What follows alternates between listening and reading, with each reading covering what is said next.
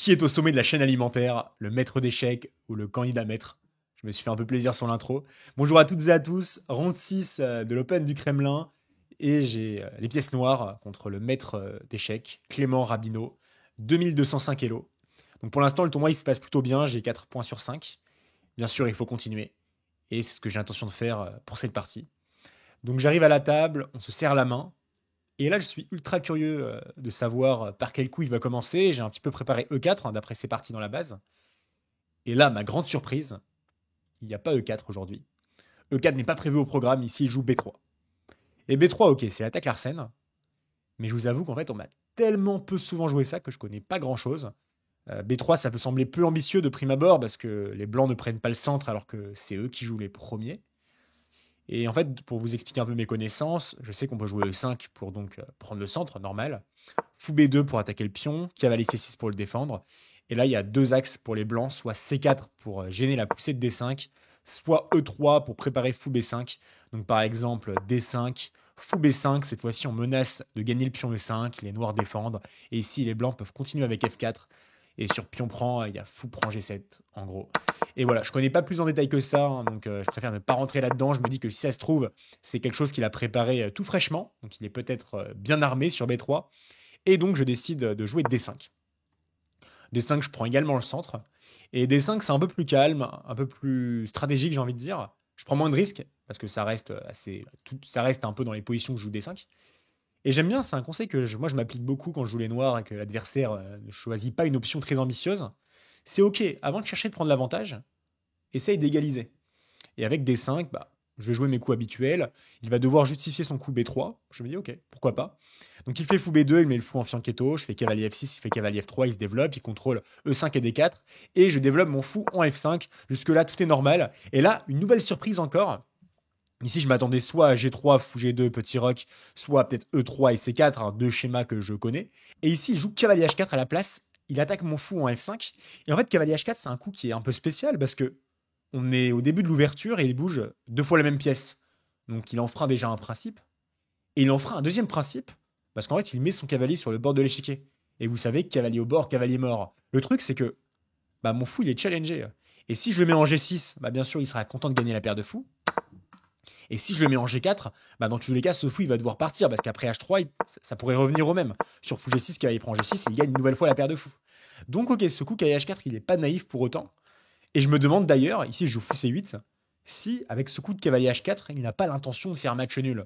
Parce que si le cavalier revient en F3, je peux toujours revenir en F5.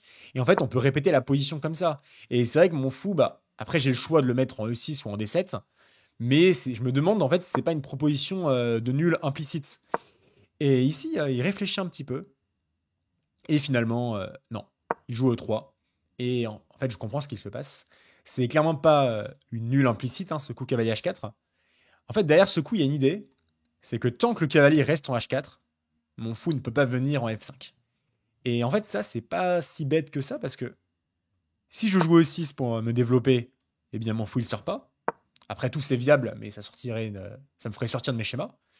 Et si je joue un coup comme, par exemple, je sais pas, C6, bah ok, bah moi, dans tous les cas, je devrais me développer, il va faire C4.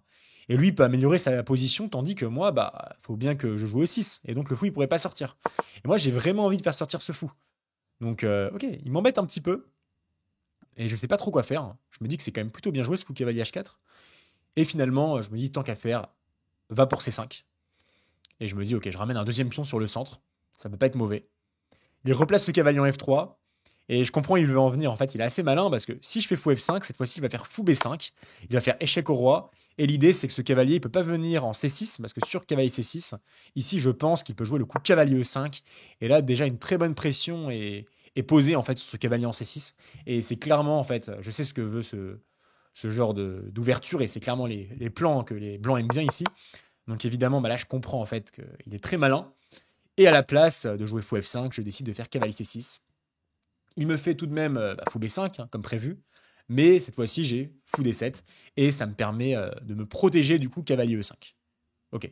Il fait petit roc et E6. Bon. Le fou, évidemment, j'aurais préféré qu'il soit en F5. J'aurais préféré ne pas voir le fou en B5. Mais je me dis, ça doit être ok, hein. Après tout, j'ai développé des pièces. Je contrôle le centre. Ça peut pas être mauvais pour moi. Mais là, il joue C4 tout de même. Et ok, je me dis, est-ce que j'ai si bien géré l'ouverture? Lui, il a l'air quand même d'être dans sa zone de confort, hein, évidemment. De toute façon, les plans avec fou B2, fou B5, c'est ultra fréquent dans la Larsen. Donc, lui, c'est sûr que. Si, je sais pas s'il connaît la position exacte, mais en tout cas, ce type de position, c'est sûr qu'il connaît s'il joue B3. Et déjà, je me pose une première question, c'est est-ce que je prends ce pion en C4? J'ai pas forcément envie d'échanger un pion de l'aile contre un pion du centre, hein. Sur pion prend, je me dis juste en fait fou prend tout simplement. Et après, peut-être qu'il va pouvoir sortir sa tour, attaquer le pion. Peut-être qu'il va pousser D4 un jour. J'ai pas vraiment envie de me diriger vers ça. Et à la place, je décide de simplement développer mon fou en D6. L'idée, bah, ça va être simplement de faire petit rock, hein, bien sûr. Et ok, je me tiens prêt, hein. En fait, je m'attendais beaucoup au coup D4 dans cette position pour tout simplement prendre le centre. Et là, j'ai calculé ça, j'ai calculé pion prend D4, pion prend D5, pion prend D5, et peut-être qu'il prend D4. Et ça me ferait jouer avec un pion isolé. Après, je garde quand même pas mal d'activités. Mes fous sont quand même bien placés. Est-ce que c'est un mauvais pion isolé? Je me dis pas forcément. En tout cas, je me tenais prêt à jouer ça, et c'est pour ça que j'ai beaucoup réfléchi, hein, c'est pour évaluer ce type de position. Et là, en fait, ici, il ne joue pas D4. Il prend d'abord mon pion en D5. Donc au début, je suis un peu étonné. Enfin, je n'avais pas prévu ça, mais je me dis, finalement, ça va finir par revenir au même. Je regardais rapidement qu'il allait prendre des 5, fou prend G7 et tour G8 pour l'attaquer. Mais je me dis, c'est quand même un petit peu osé, hein. C'est peut-être pas bête, mais bon. Est-ce que j'ai besoin de prendre autant de risques? Pas forcément. Donc je reprends du pion. En même temps, ça me permet aussi de libérer la diagonale pour mon fou. Il joue des 4 pour prendre le centre. Donc je comprends que c'est dans cet ordre. Après, je me dis que ça va revenir au même, hein, parce que sur pion prend, cavalier prend, c'est exactement la même position. Mais sur pion prend ici, en fait, il ne reprend pas du cavalier. Ici, à la place, il décide de prendre avec son fou mon cavalier en C6. Et au début, je comprends pas trop. Je me dis, bah, il donne la paire de fous tout de même. C'est un peu bizarre. Alors, je reprends pas du fou parce que je veux garder le fou sur la diagonale. Je veux aussi renforcer mon pion D5. Donc, je reprends du pion. Et ok, je suis un peu surpris. Je me dis, bah, il va reprendre comment? Sur pion prend D4, peut-être que son fou, il va pas forcément rayonner. Sur K, il prend D4, j'aurai tôt ou tard des C5. Je comprends pas trop. Et là, il réfléchit un petit peu. Et je me dis, bah, un fou français 6, j'ai pas compris pour l'instant. Et après, finalement, après réflexion, en fait, je me dis que pion prend C6, peut-être, je dis bien peut-être, que ça permet une possibilité, celle de prendre le pion en D4 avec la dame. Et en fait, c'est ce qu'il joue après un certain temps de réflexion. Et ça, je me dis, je sais pas comment l'évaluer, mais je me dis pas bête. Parce que là, il forme une batterie avec sa dame et son fou. Et en fait, cette batterie, elle pointe sur mon pion en G7. Ça tombe mal parce que c'est là où je veux roquer. Après, d'un autre côté, je me dis, est-ce que c'est bien grave? Est-ce que j'ai le choix aussi? De toute façon, C5, j'ai pas trop envie de le jouer. Je trouve ça un petit peu affaiblissant. Après, j'aurai des pions pendant. Donc, j'ose pas trop faire C5. À la place, je décide de jouer petit roc. Et c'est pas grave, hein, s'il y a des menaces sur G7, hein. Pour l'instant, je me dis qu'il peut pas les exploiter. Il fait cavalier C3, il se développe. Et moi, je fais tour E8. Et en même temps, je me dis, ok, peut-être que cette batterie est dangereuse plus tard. Mais pour l'instant, bah, j'ai une paire de fous. J'ai le contrôle du centre. Et après tout, bah, je vais peut-être pouvoir améliorer ma position, hein. C'est-à-dire que moi, je peux replacer mon fou. Peut-être que je peux aussi, je sais pas, amener la dame en D7, ramener la tour en C8. Peut-être que j'arriverai à pousser C5. Ok, je vois des perspectives pour moi. Je sais comment améliorer ma position, ce qui me rassure pas mal. Et mon adversaire qui se met à beaucoup réfléchir, hein. Clément qui cherche beaucoup ses coups. Et en fait, plus le temps passe, plus il réfléchit, plus je commence à apprécier ma position. Et en fait, ok, je suis à l'aise. Il joue H3 finalement, après un certain temps de réflexion. Il commence à prendre pas mal de temps aussi, ce qui me donne confiance, hein, parce que au tout début de l'ouverture, j'étais pas trop sûr de moi. Lui, il avait l'air d'être sûr de lui en contraste. Et là, je me dis, ok, peut-être c'est moi qui commence déjà à mettre au moins peut-être une pression psychologique. Du moins, dans le non-verbal, je me sens plus en confiance et lui moins. Et je me dis, ok, peut-être que là, je commence à être pas mal. Donc je me dis, qu'est-ce que je peux faire ici? J'ai pas trop d'idées pour l'instant, je vais pas vous mentir. Et après quelques minutes, il y en a une qui me vient. Je joue fou F5. Donc l'idée, c'est tout simplement d'améliorer le fou. Mais vous allez voir qu'il n'y a pas que ça comme idée. Il fait tour D1. Et à présent, je vais vous montrer à quoi servait le coup fou F5. Pas seulement à activer le fou. Ici, je fais dame D7. Et là, je comprends qu'en fait, dame D7, il n'a pas vu venir. En fait, ici, je menace de faire fou prend H3 et d'ouvrir son roc, en fait, parce que mine de rien, bah, il y a très peu de pièces qui protègent son roi. Tandis que moi, en fait, je peux en ramener beaucoup, hein, ça peut aller très vite. Pour vous montrer des variantes, par exemple, s'il fait tour C1 pour sortir sa dernière pièce, bah là, fou prend H3, je pense que ça gagne, hein. Pion prend H3, dame prend H3. Je menace, j'attaque le cavalier. Bah, le cavalier, en fait, il est super dur à défendre. C'est ça qui rend la position super compliquée. Mais si le cavalier bouge en même temps, bah, qu'est-ce que G5 là, je vais peut-être le mater, quoi. Fou H2, roi H1, dame H5. Échec à la découverte, prochain coup. Je pense que je vais gagner un truc. Donc évidemment, bah, il peut pas faire tour C1. Mais en fait, c'est plus compliqué que ça parce que, évidemment, qu'il aurait bien aimé replacer ce cavalier, mais sur cavalier E2, bah, je pense que je peux faire du tour E4 d'abord. La dame bouge et ensuite, il faut prendre H3. Je commence à regarder ces variantes, ça me met de plus en plus en confiance. Je me dis, ok, là, je commence vraiment à prendre le contrôle de la partie. Mais ok, je me dis sur dame D7, du coup, mais qu'est-ce que tu vas faire ici? Je me dis, bah attends, je vais peut-être la gagner, hein, ça se trouve. Je commence à être bien autant en plus. Parce que là, j'ai beaucoup réfléchi dans l'ouverture, le milieu de partie. Mais là, je commence à jouer plus vite parce que la position commence à être claire. En plus, si vous voyez souvent mes vidéos, bah, vous savez que je suis à l'aise dans les positions d'attaque. Donc là, moi, c'est mon style. Donc je me dis, bah ok, super, super, ça, il va se passer un truc. Et en vrai, je commence même à ne pas forcément voir de bonnes options pour lui. Et en fait, finalement, ok, je me dis que H3, c'est très très dangereux. Je pense qu'il doit mettre la dame en H4 pour défendre le pion. Et c'est ce qu'il fait. J'aurais clairement fait pareil. Mais ok, je cherche encore du dynamisme ici. Je me dis comment tu peux bah, lui mettre la pression encore plus. Et là, assez rapidement, j'envoie le cavalier en E4. L'idée de cavalier E4, parce qu'en fait, pour moi, dame H4, il y a un nouveau problème hein, derrière ce coup. C'est qu'en fait, la dame a très peu de cases. En fait, elle est presque enfermée, hein, ça va très vite. Par exemple, je me menace du tour E6, tour H6, il n'y a plus de dame, hein, ça va vraiment vite. Je peux faire du fou E7 aussi. En fait, la dame, elle a que, pour l'instant, il faut que vous réalisez, elle a que H5 et F4, quoi. Elle a pas F4, pardon, elle a que H5, excusez-moi. Donc je me dis, bah, maintenant qu'il a défendu H3, c'est pas grave, je vais m'en prendre à ta dame. Et là, il commence à être très mal au temps. Vraiment, il en note là, il en note. Et en panique, il joue tour D4. En panique, hein, pas du tout contrôlé, je sens que là, il joue vite. Et c'est le moment un peu fatidique parce que mon adversaire, je m'en souviens comme si c'était hier, il lui reste seulement 1 minute à la pendule. Imaginez, hein, 18 coups, 1 minute à la pendule. Moi, il me reste 35 minutes à la pendule. J'ai mis une énorme pression au temps avec les derniers coups. Et en même temps, je sens que j'ai un truc. Soit je suis gagnant, soit je suis mieux. Mais là, je sens qu'il y a un truc. Ça fait beaucoup. J'ai le centre, la paire de fous, la dame qui semble mal placée. Cette tour en D4, on ne sait pas trop ce qu'elle fait. Il y a quand même un vis-à-vis assez bizarre. Et là, immédiatement, il y a des variantes qui me viennent à l'esprit. La première variante qui me vient, c'est tour E6. Je me dis, bah, je menace tour H6, hein, gagne la dame, comme on en avait parlé. K prend E4, fou prend E4. K G5, tour H6. Je me dis, bah là, il a plus de cases, il doit faire dame G4. Mais ça, je pense qu'il est fini, hein. À minima, je fais dame prend, pion prend, fou H2, c'est ce que j'ai calculé. Roi F1, fou E5. Je calcule ce genre de variante et en fait, j'ai l'impression que je gagne une qualité, quoi, parce que je menace à la fois tour H1 et en même temps, je menace fou prend. Par exemple, si on fait un peu des coups forcés, s'il veut naïvement bouger la tour, eh bien, je fais fou prend et tour H1. Ça, avec un peu de réflexion, j'ai fini par arriver à cette variante. Donc ça, je me dis, bah ok, ça, je l'ai eu. En plus, il lui reste 1 minute. Donc, d'un autre côté, je veux bien prendre mon temps pour être sûr de. En fait, vous savez, quand l'adversaire est mal au temps et que moi j'ai beaucoup de temps, je me dis, bah là, faut que tu trouves un killer, quoi. Faut que tu joues un coup et même avec son temps, en fait, faut pas qu'il puisse s'en remettre.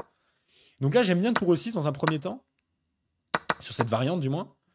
Et je vois une deuxième variante qui est assez plaisante.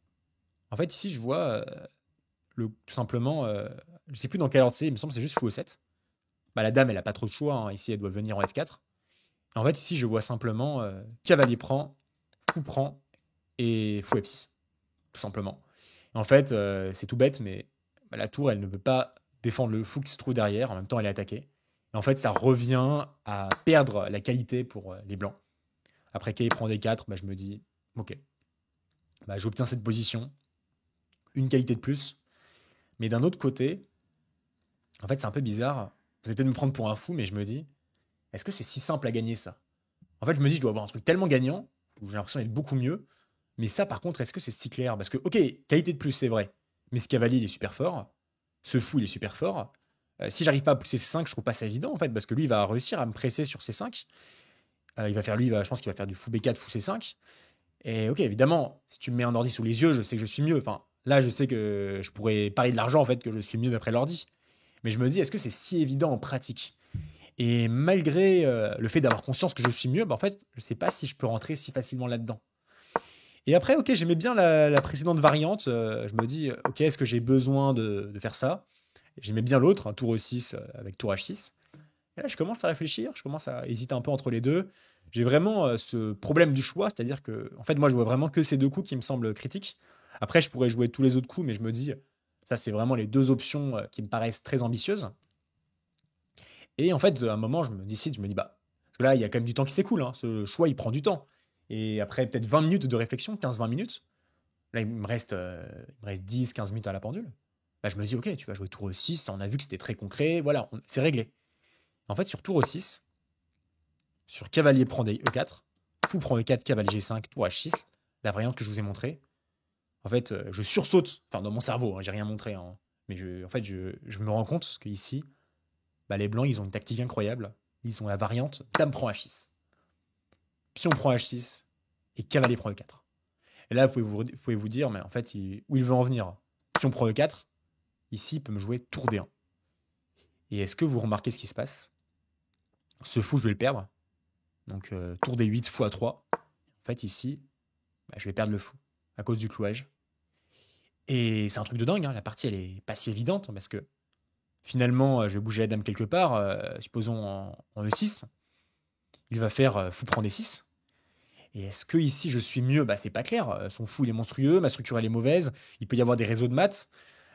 Franchement, je sais même pas si je suis mieux ici. J'arrive même pas à évaluer. Je me dis c'est juste pas clair. Et je me dis mais attends mais comment je peux arriver là-dedans? Et j'ose pas jouer tour au 6. Du coup je me dis je me demande même en fait s'il a vu cette variante parce que s'il l'a vu, bah je peux pas jouer ça quoi. Et là quand même ça fait 15-20 minutes que j'y réfléchis. J'ai vu ce coup vraiment tard. Là, je me dis qu'en 15-20 minutes, je vois qu'il a la tête dans ses mains, il est super concentré. Je me dis, bah, c'est sûr qu'il a vu, il est maître d'échecs, il est 2200.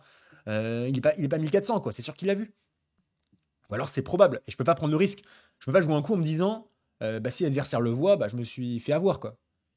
Et là, c'est vrai que c'est dur parce que je commence à stresser un peu parce que là, j'avais 35 minutes, il m'en reste plus que 5. En fait, je prends un temps fou à choisir entre deux options qui me semblent plutôt pas mal, mais en fait, j'arrive pas à choisir. J'arrive pas à choisir. Et en fait, là, je descends sous les 1 minute. Et je commence à un peu stresser, hein, je vous avoue. Et je me dis, bon, Alex, là, il faut faire un choix.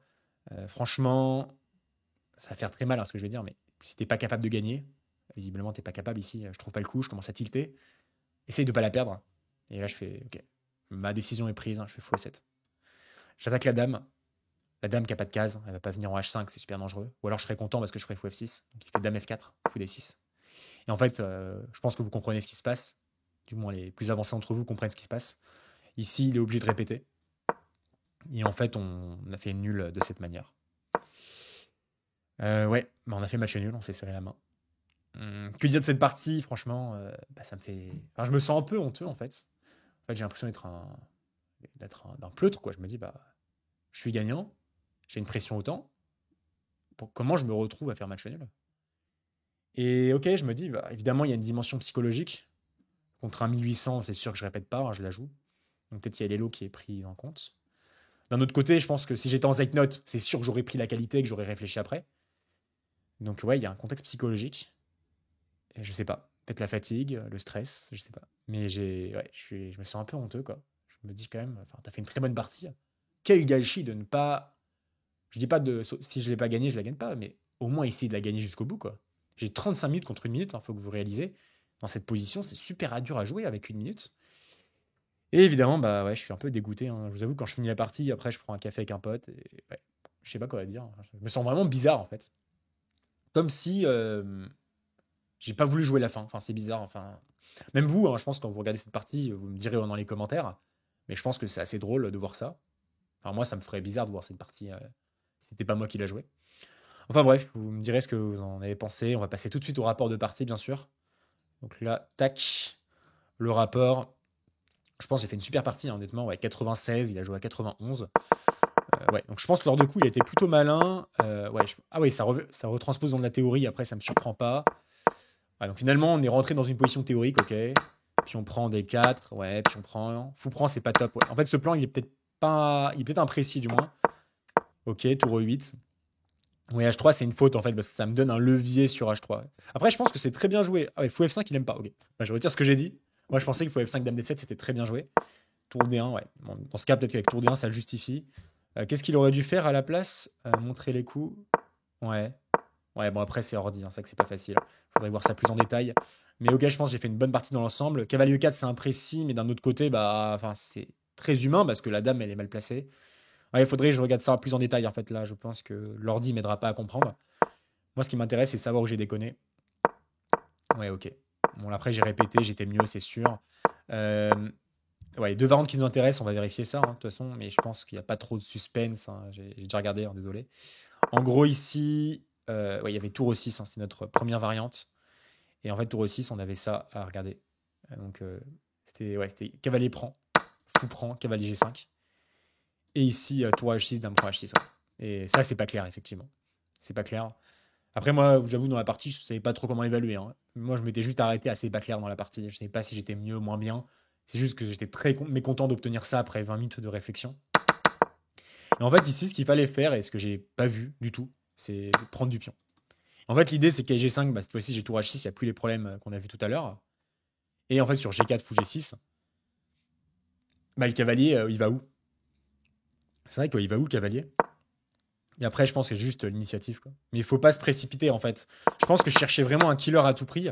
Et en fait, j'ai pas voulu jouer la position, juste jouer un avantage, quoi. Une paire de fous, un meilleur centre. Je pense que j'ai pas voulu jouer ça et c'est dommage. C'est vraiment dommage. Donc, tour aussi, c'était peut-être une bonne option. Et évidemment, ça, je pense que ça me donnait un avantage, hein.